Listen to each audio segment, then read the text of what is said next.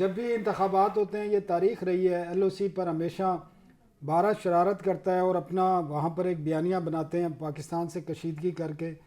और आपने कहा कि हमारी तैयारी भी इस तरह की है, तो इसको तोड़ के हवाले से, बेनकाब करने के हवाले से, ख़ासकर BJP को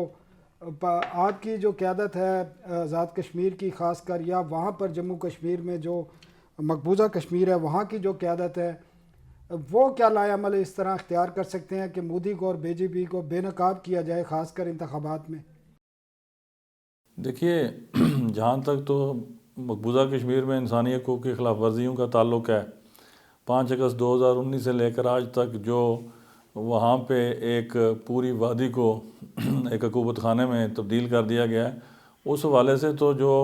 बैनुल-अक़वामी सतह पर जितने भी फोरम्स हैं, अक़वाम मुत्तहिदा से लेकर OIC तक, यूरोपियन यूनियन तक, वहाँ पे कश्मीरी वफूद भी इंटरेक्ट करते हैं। और चूँकि ये जो पाकिस्तान की वज़ारत ख़ारजा है, ये भी इस सिलसिले में अपना नुमायाँ किरदार अदा करती है।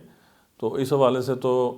काम हो रहा है। इंशाअल्लाह ताला उम्मीद है कि इसको मज़ीद तेज़ किया जाएगा। जहाँ तक इंतखाबात के हवाले से स्पेसिफ़िकली आप पूछना चाह रहे हैं, तो अभी गुज़श्ता इंतखाबात में तो ये बात तसलसल से सामने आ रही है कि एक जंगी जुनून भारत में पैदा किया जाता है इंतखाबात को जीतने के हवाले से, और लामाला उसमें मासूम और बेगुनाह इंसानी जानें वो उनका भी ज़िया होता है। लेकिन इस मरतबा अगर ऐसी जारियत की गई तो मैं ये कहना चाहूँगा कि भारत को याद रखना चाहिए कि एक दफ़ा, ये कोई सदियों की बात नहीं है, ये कुछ अर्सा पहले की बात है कि LOC पे एक भारतीय त्यारा गिराया गया और उसके बाद पूरी दुनिया ने देखा कि वहाँ से जो वो मूंछों वाली चीज़ पकड़ी गई। फिर जारियत का जवाब देने के लिए अल्हम्दुलिल्लाह मुसल्लह फ़ौज पाकिस्तान भी और कश्मीरी कौम भी पूरी तरह तैयार है।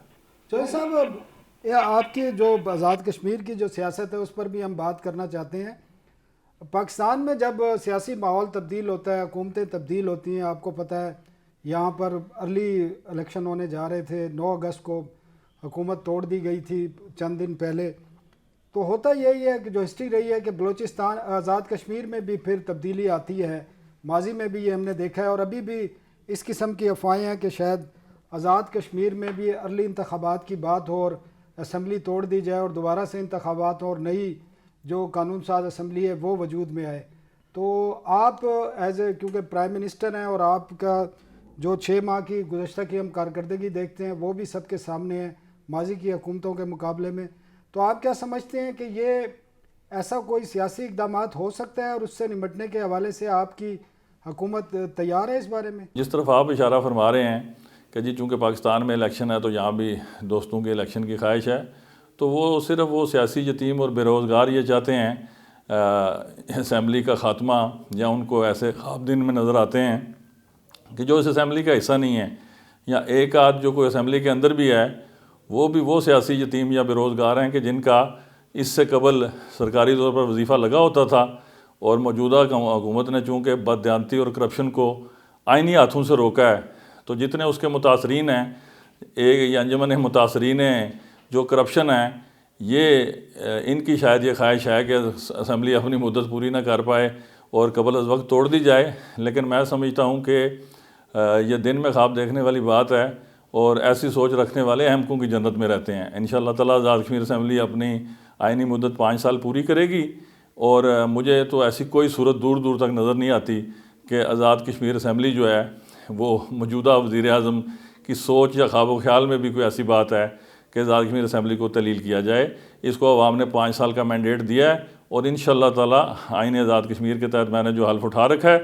इसकी निगरानी करते हुए मेरी पूरी ये ख्वाहिश होगी और कोशिश भी होगी कि ये आइनी मुद्दत पूरी की जाए।